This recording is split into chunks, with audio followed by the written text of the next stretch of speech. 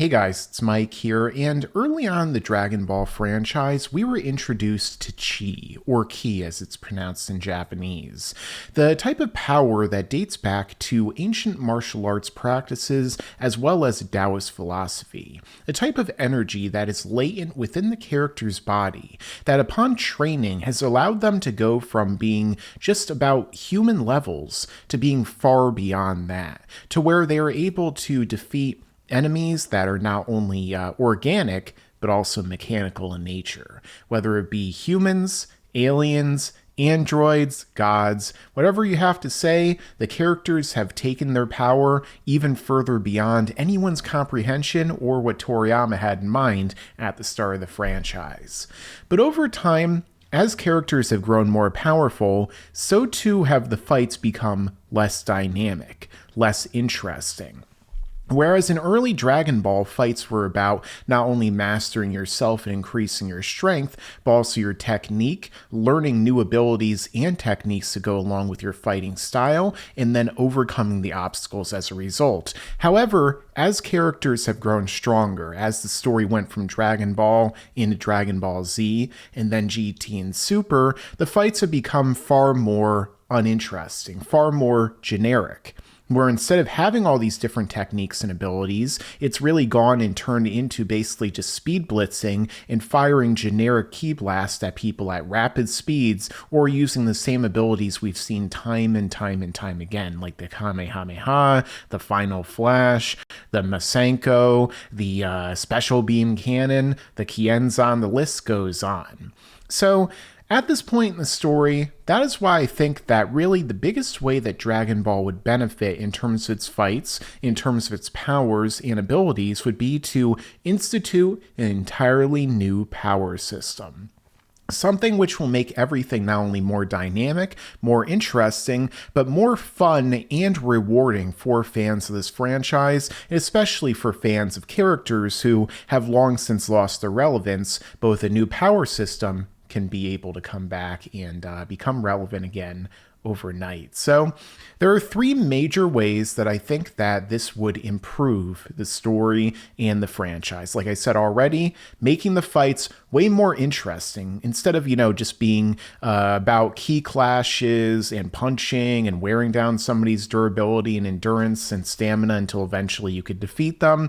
They would become way more strategic in nature, way more interesting, kind of like puzzle box fights, as I'll get into with some of the other mangaka that have been utilizing really interesting power systems over time.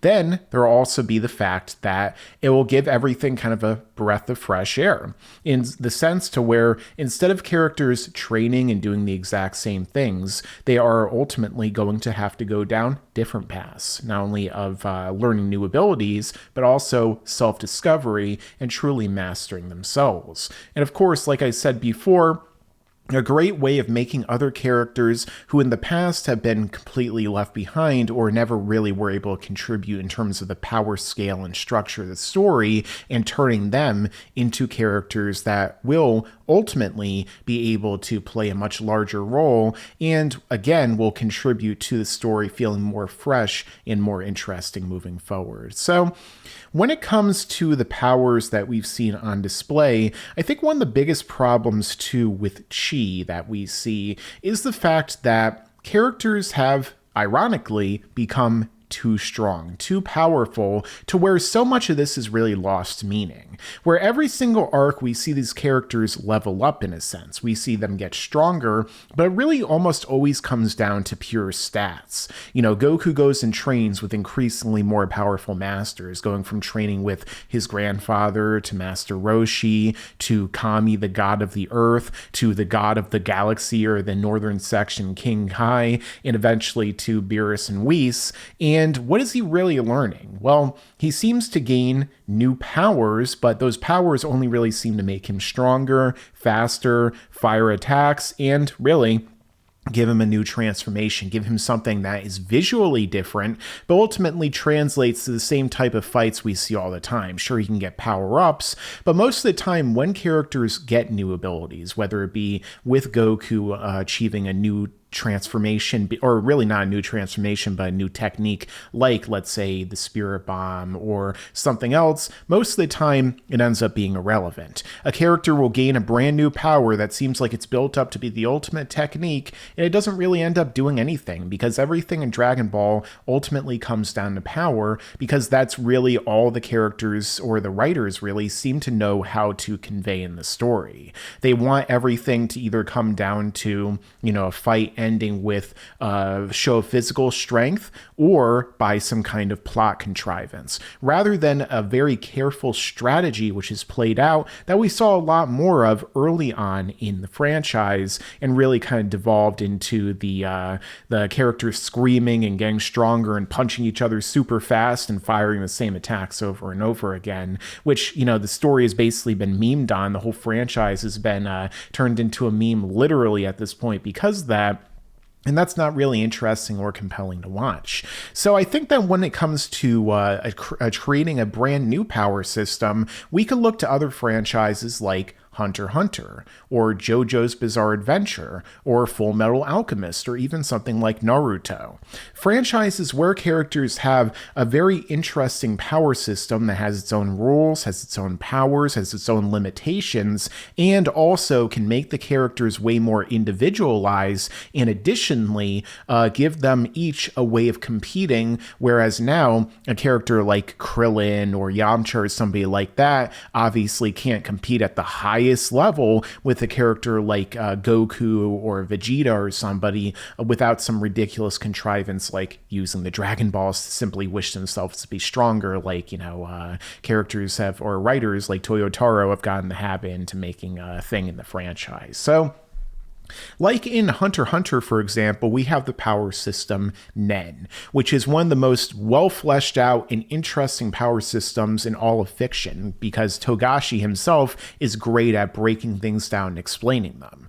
We have characters that have different specialties they can be. They could be an enhancer, an emitter, a transmuter, or, even a specialist. There is a variety of different ways they could do that. Characters are be able to create their own abilities, their own techniques, whether it be with Gon utilizing his, enhancer abilities to have an ultimate massive punch that he can use. The Jonkin punch, which funny enough goes back to what Goku utilized in Dragon Ball with his own Jonkin techniques, or Killua using his electricity aura, or Hisoka using the bungee gum, which has the properties of both gum and I can't even say, I'm laughing too hard at this, but going into JoJo, there's another great example. In JoJo, we also have characters that have stands. Stands are highly individualized powers that reflect the spirit and the souls of every single character that utilizes them,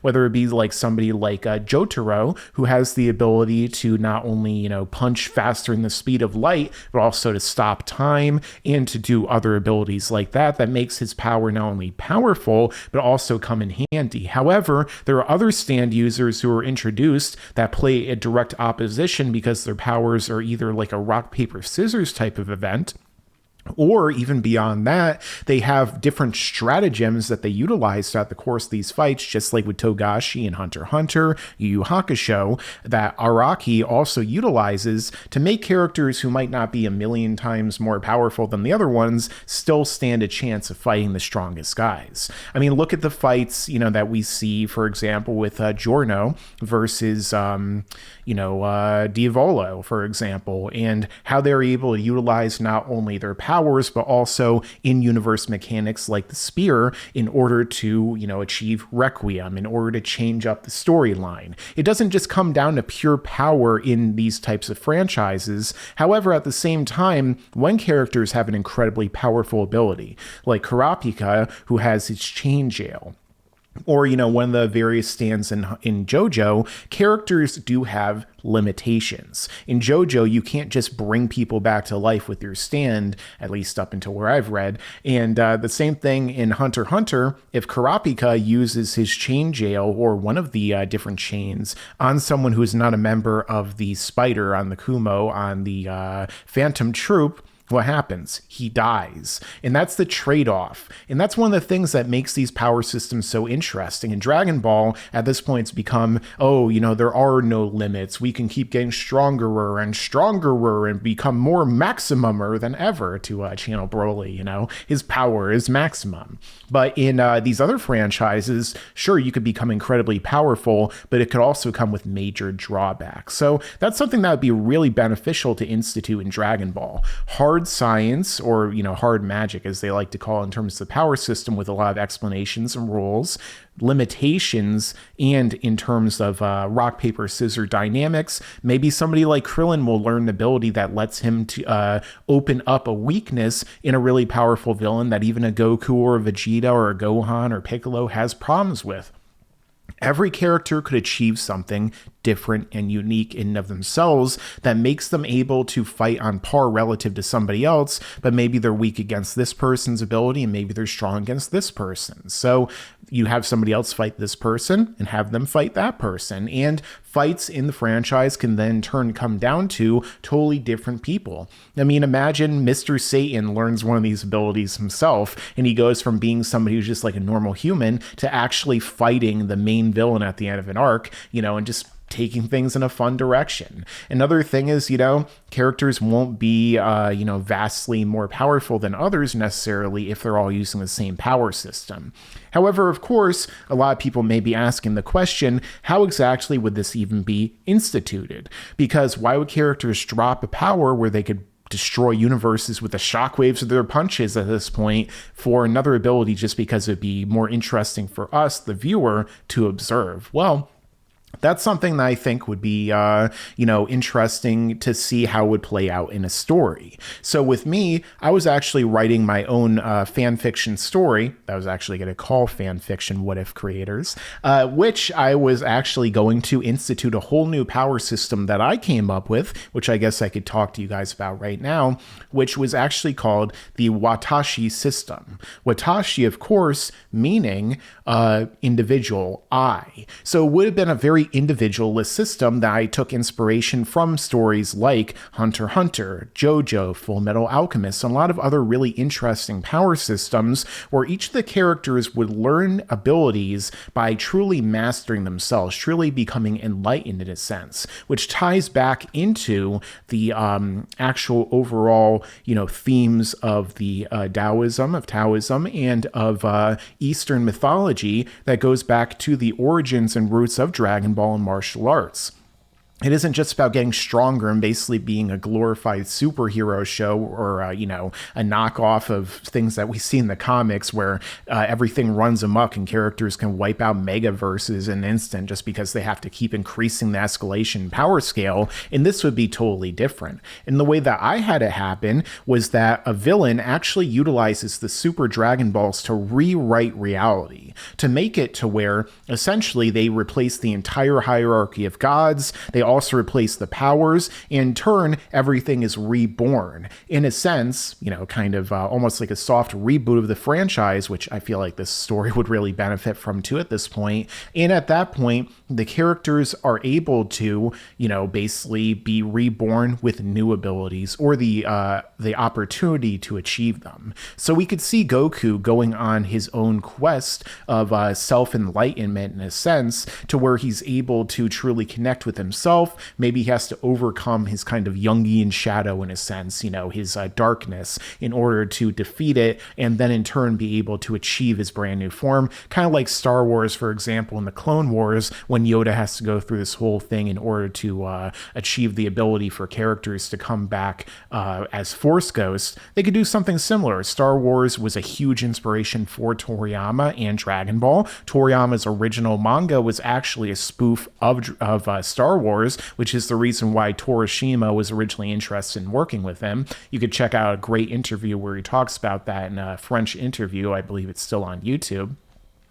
And you could see the same thing with Vegeta. And all this could tie into not only characters' personalities, but additionally also tie into their relative strengths and weaknesses. Maybe Vegeta, for example, someone who's always tensed up and someone who's always, having problems controlling his emotions and things of that nature, well, maybe his weakness will be reflected in that. You could say the same thing with Gohan. His lack of oftentimes sticking to what he's supposed to be doing could, in effect, lead into that. For example, with Gohan, I was going to come up with him where he was going to have an ability where he would be able to utilize directional abilities. So this would be kind of hard to explain without doing visuals, which I was going to do, but essentially Gohan would be able to invert time and space in a sense to where, people would be able to fight him, but, if they're not approaching from a particular range or area, or they don't know how to kind of work out the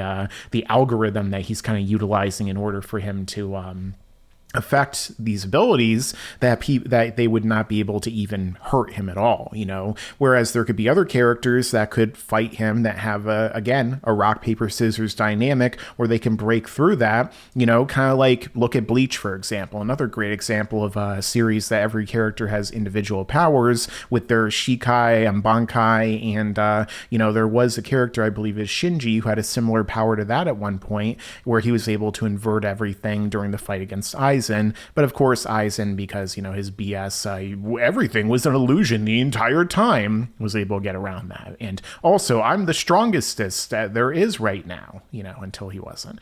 And so basically, I feel like there's so much that Dragon Ball could really benefit from by completely changing the power system. It doesn't have to be exactly what I said, but I think that making it more individual, making it more dynamic, and also ultimately making it where characters of any power level at this point will in turn be able to utilize it, will in turn be able to make everything far more interesting for viewers, to take everything in a new direction, to make everything fresh and enjoyable and entertaining.